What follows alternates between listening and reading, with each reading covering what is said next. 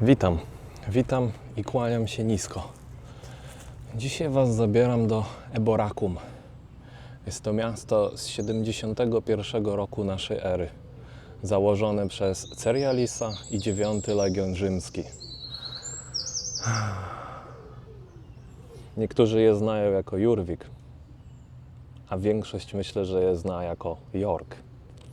Także zapraszam. Zwiedzimy dzisiaj kilka miejsc i omówimy wiele historycznych wątków, ale jako, że jest to miasto z głęboką i bogatą historią, bo mówimy tutaj o spisanych dziejach prawie 2000 lat istnienia tego miejsca, no to siłą rzeczy może to być dość chaotyczny odcinek, gdzie będziemy skakać po linii czasu, przenosić się w różne miejsca i omawiać różne sytuacje. Także jak niczym George Wells zabieram Was moim wehikułem czasu i zapraszam Was na wspólną przygodę w York. A zaczniemy od tego, że jesteśmy u zbiegu dwóch rzek, mianowicie rzeki Ouse, która jest po mojej prawej stronie i mniej więcej na nią wskazuję kamerą. Już momencik, troszkę bliżej podejdę. Bo tutaj zbiegają się dwie rzeki. Rzeka Ouse, którą właśnie widzicie, oraz rzeka Foss, która płynie z tej strony. I dlaczego o tym wspominam? Ponieważ wcześniej wspomniany Cerialis wraz z 9 Legionem, kiedy przybyli tutaj, to utworzyli nieopodal właśnie tego zbiegu rzek tak zwaną kastrę, czyli taką ich fortecę, nazwijmy to. Oczywiście dzisiaj po niej nie ma śladu.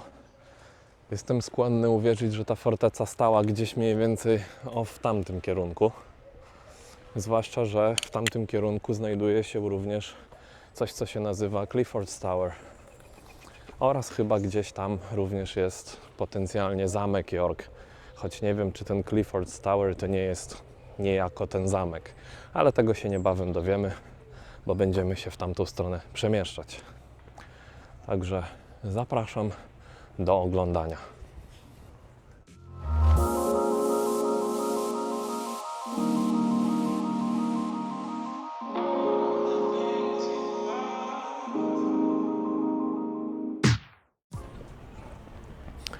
Jesteśmy nieopodal czegoś, co się nazywa Clifford's Tower. Jest z tym naprawdę związana bardzo ciekawa historia, na swój sposób przynajmniej. Dość drastyczna, ale ciekawa. To jest ten Clifford's Tower i historia mniej więcej zaczyna się jeszcze w Londynie, w Westminsterze, ponieważ kiedy dochodziło do koronacji króla Ryszarda I, to było tak gdzieś, nie wiem, 1189 rok, to kiedy właśnie dochodziło do jego koronacji, to była taka chyba niepiśmienna zasada, nietypowa, że w czasie koronacji nie mieli prawa przebywać w sali koronacyjnej Żydzi oraz kobiety. Jeszcze nie jestem zaskoczony tymi kobietami, bo to okres średniowiecza i w tamtym czasie, jak wiadomo, różnie to było z prawami kobiet, ale że wniesiono na tą listę Żydów, to jest bynajmniej zastanawiające. Aż człowiek się zaczyna zastanawiać, co takiego zaszło, że takie nastawienie do Żydów było, że nie mieli prawa być w czasie koronacji Ryszarda I. No i dobrze, pomińmy już to, bo do czego to wszystko zmierza. O, piękny budynek. Do czego to wszystko zmierza? No, zmierza to do tego, się zasapałem trochę, że wówczas, kiedy już wyproszono wszystkich Żydów z sali koronacyjnej, to tłum ludzi, który był zebrany przed Pałacem Westminsterskim, no ktoś tam rozpuścił plotkę, coś powiedział, że król Ryszard kazał wybić tych Żydów. No i zaczął się pogrom, zamieszki. Ludzie zaczęli bić, napadać i prawdopodobnie też zabijać tych Żydów. Zginęło wtedy ich dość dużo, nie pamiętam dokładnej liczby. Ale jeśli myśleliście, że tylko pan z wąsem był cięty na Żydów, no to możecie się zdziwić, bo to nie był odosobniony przypadek. Jeszcze tak na chwilę do króla Ryszarda I wrócę, bo sprawa jest dość ciekawa, gdyż on był bardzo oburzony, że jego imieniem się posłużono, bo ktokolwiek tą plotkę rozpuścił, powiedział, że to król nakazał to zrobić. A on był po prostu tym oburzony, bo jak to on twierdził, on takiego rozkazu nie wydał. No i ukarał kilku takich tam parobków z niższych sfer. Nie ukarał wszystkich, którzy brali w tym udział, ponieważ nie dość, że była ogromna liczba ludzi, którzy brali udział w tym pogromie, to jeszcze na domiar tego wszystkiego duża część z nich to byli tacy, no wiecie, szlachta, milordzi, baroni i nie chciał karać takich z wyższych sfer ludzi, bo to by źle na jego wizerunek wpłynęło i na różne relacje właśnie z jakimiś tam wyżej postawionymi osobami, tak? No i co za tym idzie? Jak już wspomniałem, nie był to odosobniony przypadek, bo tylko w tym jednym roku takie same pogromy się odbywały w Lynn, w Stamford, w Bury St. Edmunds. W Lincoln mieli trochę więcej szczęścia Żydzi, bo się schowali w jakimś zamku i uszli z życiem. No dobrze, i dlaczego wspomniałem o tym Clifford's Tower? No właśnie dlatego, że tutaj w York również doszło do takiego pogromu Żydów, ale ta historia jest trochę bardziej dziwna i kontrowersyjna jak dla mnie. Mianowicie w 1190 roku odbywały się ataki na Żydów również w miastach takich jak Colchester, Thetford, Ospringe. No i znaczącą liczbę ofiar odnotowano tutaj w Yorku, bo w nocy z 16 na 17 marca, był to szabat tuż przed Paschą, jeden z liderów żydowskich o imieniu Joskę poprosił, aby móc schować się wraz z rodziną i krewnymi właśnie w tym, co widzicie przede mną. Czyli w tym jak to szło? Clifford's Tower. Czyli właśnie tam się chcieli schować. A dlaczego? No bo wiadomo, to był okres krucjat. Ruszali różni chrześcijanie, tak siebie nazywali przynajmniej, na krucjaty i podboje. I właśnie tę wieżę otoczyli tacy krzyżowcy, którzy szli na kolejną potencjalną krucjatę. No i domagali się, aby ci Żydzi przeszli na chrześcijaństwo. Jednak ci Żydzi nie chcieli i według historycznych zapisków zaszła taka dziwna sytuacja, że głowy rodzin tych Żydów pomordowały swoje własne żony i dzieci, po czym podpalili konstrukcję, która była za mną. Samo z siebie wynika, że wtedy ta konstrukcja była prawdopodobnie drewniana, nie tak jak dzisiaj kamienna. I kiedy podpalili to reszta, która nie popełniła samobójstwa, zginęła w tym pożarze lub zamordowana przez tych, którzy przeprowadzali krucjaty. No i dlaczego to jest dla mnie kontrowersyjne? No z dwóch przyczyn, jak sądzę, dość oczywistych. Pierwsza dotyczy tego, że sam fakt, że chrześcijanie biegali i mordowali kogo popadnie, Żydów, tylko dlatego, że nie wiem, że nie chcieli się przekonwertować. To jest totalnie niebiblijne, żeby w taki sposób nawracać, tak? Przynajmniej z mojej perspektywy. No ale już pomińmy ten ciemny wątek historyczny, bo podobnoż kiedyś ludziom tak odwaliło, że jednak robili takie głupoty, albo po prostu zasłaniali się Bogiem, żeby móc szerzyć swoją kampanię wojenną i podboje. Ale dlaczego to jest jeszcze kontrowersyjne? Bo również wskazuje na pewną nieścisłość względem Żydów.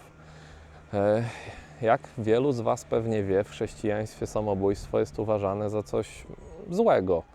Może nie w kontekście takim, że osoba, która popełniła samobójstwo, jest zła, bo to nie jest jej wina. W jakimś kontekście ona ma problemy psychiczne, coś się z nią dzieje, no i coś doprowadza jednak do tego punktu, prawda? I zdecydowanie jak macie myśli samobójcze, szukajcie pomocy. Nie zostawajcie z tym sami.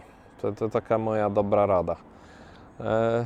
No ale do czego piję? Że w judaizmie również samobójstwo nie jest postrzegane pozytywnie. Jest raczej uważane za jakąś formę grzechu, bo nie powinno się odbierać życia, tylko Bóg powinien mieć kontrolę nad życiem i śmiercią w jakimś tam sensie.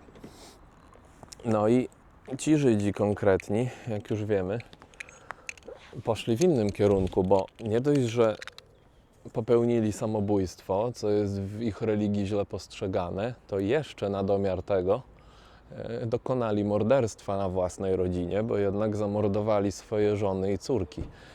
I to jest bardzo mocno sprzeczne z judaizmem i z nauką żydowską. I dlatego mnie bardzo to zastanawia, czy te wątki historyczne nie są trochę naciągnięte lub zmyślone.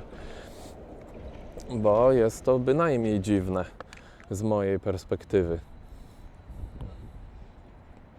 No, tu chyba jest nawet opisane troszeczkę na temat tego, co tu się wydarzyło. 150 Żydów. No i do czego ja piję? Że ja wiem, że w żydowskiej religii jest coś takiego, że kiedy staną w obliczu takiej sytuacji, że muszą wybrać albo między wyrzeknięciem się Boga, albo śmiercią, no to, że mają wybrać śmierć, tak? Ale wybrać śmierć z ręki oprawcy, a samemu być oprawcą, czyli zabić swoją rodzinę, plus dokonać samobójstwa, myślę, że to jest troszeczkę zupełnie coś innego. Aczkolwiek z całym szacunkiem do ofiar, możliwe, że po prostu człowiek pod taką presją, wiedząc co go czeka, wiedząc co czeka jego rodzinę, po prostu wybrał, że to tak nazwę, mniejsze zło, no bo to jednak musiały być ogromne dylematy, kiedy jesteś zamknięty w czymś takim i z każdej strony dookoła ciebie jest, powiedzmy, że setki ludzi, a może nawet tysiące, którzy potencjalnie chcą ci zrobić krzywdę. Także ciekawa perspektywa i ciekawa nieścisłość religijna. Ale cóż, także tutaj mamy kolejny fajny wątek. Nie tylko gość z wąsem prześladował Żydów, jak widać na ziemiach angielskich w 1189 i 1190 roku również takie prześladowania miały miejsce. Lecimy dalej.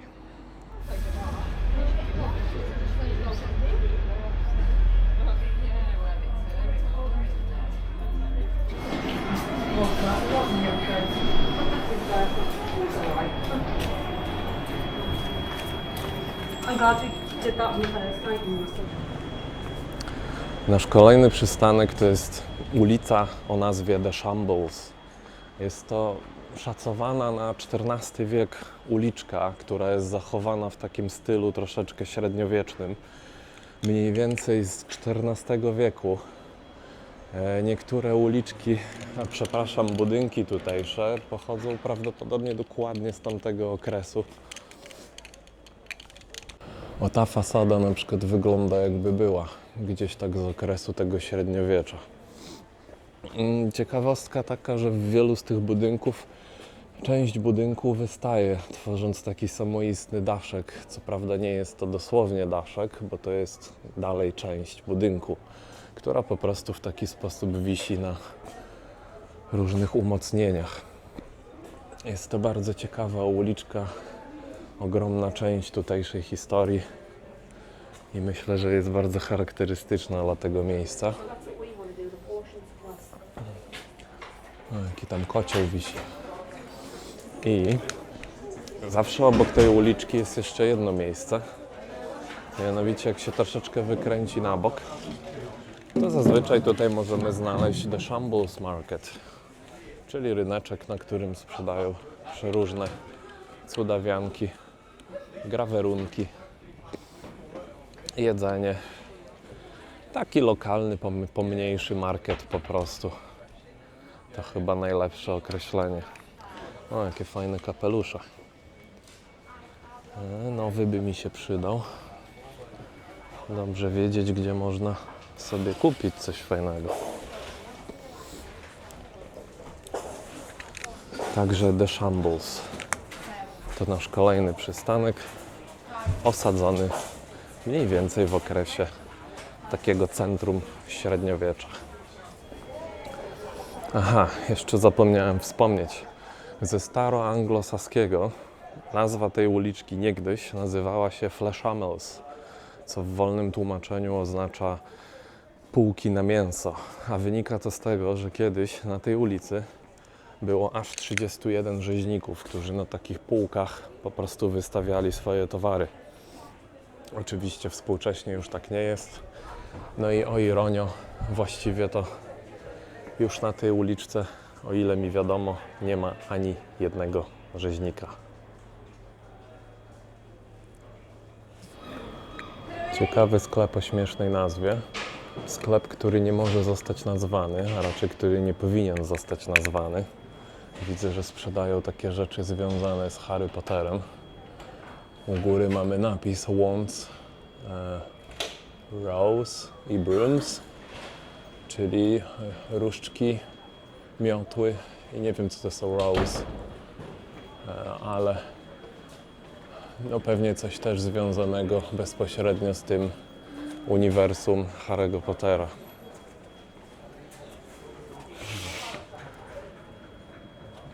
Tu nawet kilka modeli.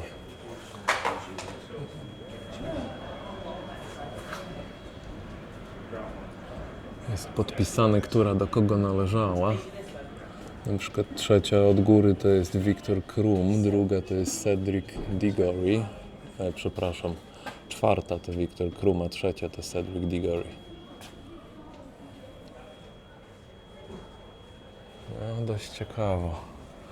Tutaj środkowo to Lucius Malfoy. Na dole powinna być Lorda Voldemorta, ale jej nie ma. Grindelwald jest na samym dole, a na samej górze jest Bellatrix Lestrange.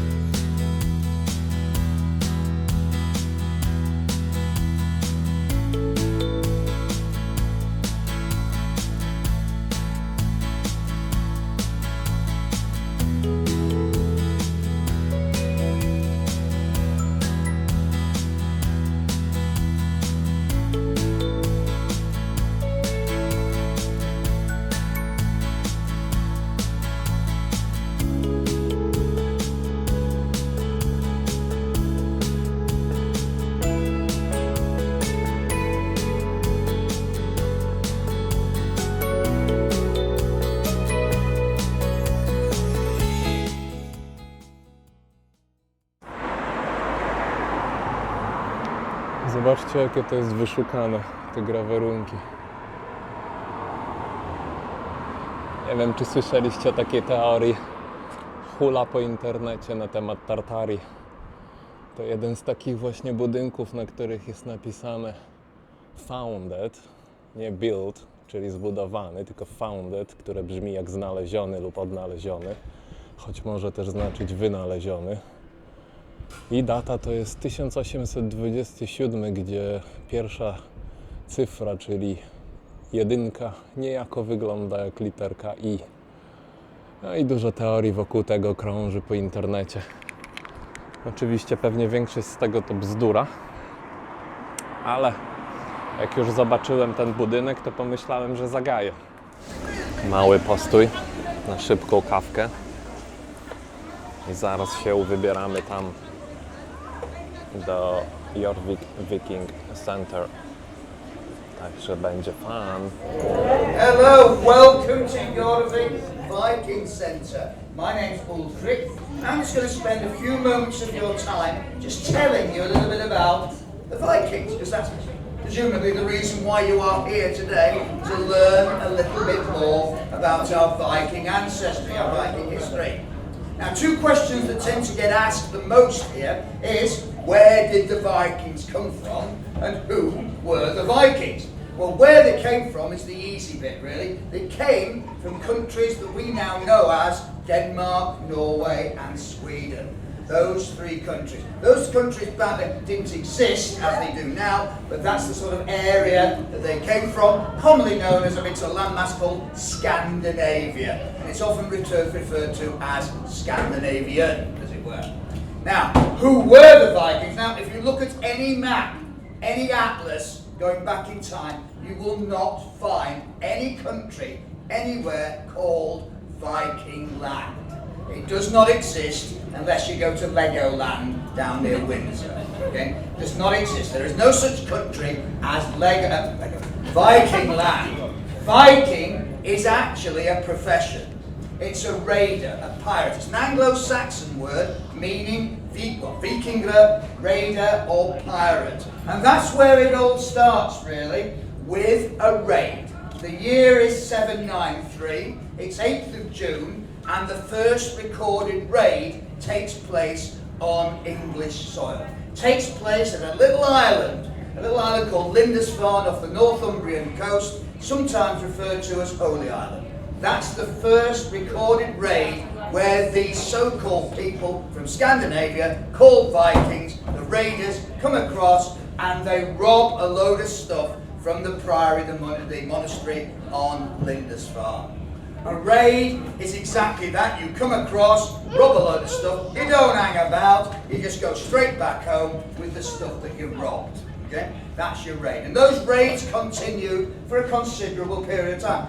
Lindisfarne, 793. Lindisfarne again is 794. Jarrow, Iona, Aberdeen. They're raiding soft Christian targets on the coastlines of England, robbing them and going back home. However, in 866, something changed. A guy called Ivor the Boneless decided to, instead of coming over and going back home again, he decided to come back over and stop. And that's exactly what he did. He brought what they call the Mikelhera, the great heathen army with him. He brought 7,000 of the most feared warriors in the whole of Europe across the North Sea. And where did they land? They landed here. And they took the city of Iorwerth, which is the Anglo-Saxon name for York. Now the first thing that Ivor did, he said, hang on, I can't pronounce this Anglo-Saxon name, Iorwerth. It's a bit of a tongue twister. So what I'm going to do is rename the city. I'm going to call it Jorvik. And that's the Viking name, the Scandinavian name for York or Iorwerth. And so the army remained here, using York, using Jorvik as a power base. Some of the army went into the north, into Scotland. A majority of it, though, dropped south and waged war with a guy called Alfred the Great.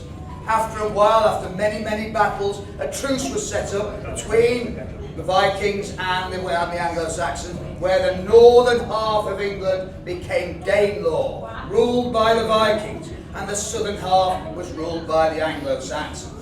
But over time, that north-south divide disintegrated, and we ended up, by 927, about 50, 60 years later, one country and one country only. And guess what that country's called? England. Ruled by one king, Athelstan, the grandson of King Alfred the Great. Things settled down, there were ups and downs along the way, but by 1066, we are an incredibly prosperous country, doing incredibly well. But in 1066, a bunch of people called the Normans arrive, and they take over the country. They actually start building a castle next door called Clifford's Tower. That castle gets built, and in and around that castle, they knock down all the houses that are built here.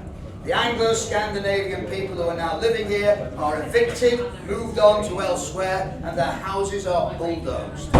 Over the years, those houses, those demolished houses, are built on, dirt and debris built on, dirt and debris built on, until by the year 1976, there is round about 4.5, 5 metres between us and the 10th century. 21st century, 20th century, and the 10th century are separated by 5 metres of dirt and debris. Then come across people like me with shovels. A sweet factory gets demolished, opens up this land for excavation. We come in, dig a big hole. You'll see pictures here of that hole. We dig a big hole, and what do we find? We find those houses again that have been buried here for over 1,000 years. We didn't just find the houses, we found 40,000 individual artifacts dating back to the 10th century. Those people who had been evicted in 1066 hadn't much chance to pack the bags. They literally had to grab the wallets, the passports, and a few items, personal items, and leave. They'd left behind a majority of their worldly wares for us to find 1,000 years later. We even found one sock. There you go. We even found the world's largest human fossilized poo as well. Yeah, there you go.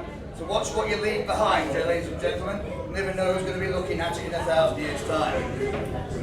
Look that one out. Now, what we've done though in 1984, the excavation finished in 1981. What we then did in 1984 with this big hole is we built a museum in the hole that was created by the excavation. And that's where you are now. We didn't just stop though with glass cabinets and artifacts and glass cabinets. We actually rebuilt the city, the street, as how it would have looked back in the year 960. We even not just built it, we threw a few smells in it, as you're finding out at the front here already. A few smells in there as well, and also some signs as well. So you'll smell it, listen to it, and see it exactly how it was back in the year 960, based on all our evidential research and findings over the years. And that's where you go now. What we're going to do is put you on a mechanical ride, take you back in time, back to the year 960. And that's through the gap in the wall, over on the far right over there behind you. So without further ado, I will now release you. Have a look underneath the glass floor as well. Below the glass floor is in fact a part or a replica of the actual excavation. A very small part of it, giving you an idea of what the excavation looked like, and then move on to the ride and get transported back in time. Thank you very much for listening, and I hope your journey through the museum over the next hour or so is a pleasurable one and an informative one. Thank you very much. Bon voyage.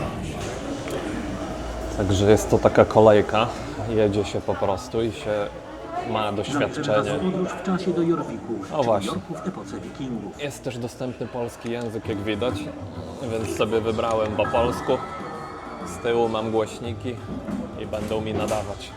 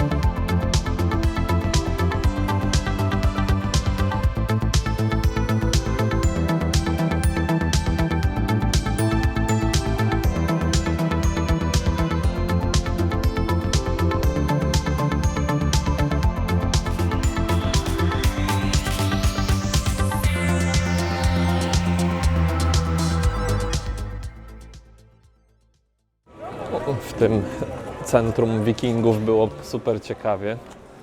Materiał do tego wrzucę jako osobne wideo, bo jest on długi, a jako, że było tam do wyboru język polski, no to mamy tak jakby lektora w tle, który nam omawia dużo rzeczy po polsku. Więc myślę, że dobrze by było Wam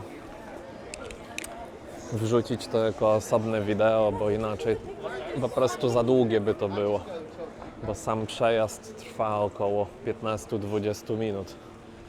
Można z tego zrobić zdecydowanie osobne wideo dotyczące tylko i wyłącznie tamtego muzeum. Piękne te York, muszę przyznać. Podoba mi się, że aż tak dużo różnych tak jakby obok siebie okresów czasowych jest architektura dawna i bardziej uwspółcześniona. Trochę wiktoriańskiej, trochę gotyku i naprawdę fajnie się to wszystko schodzi.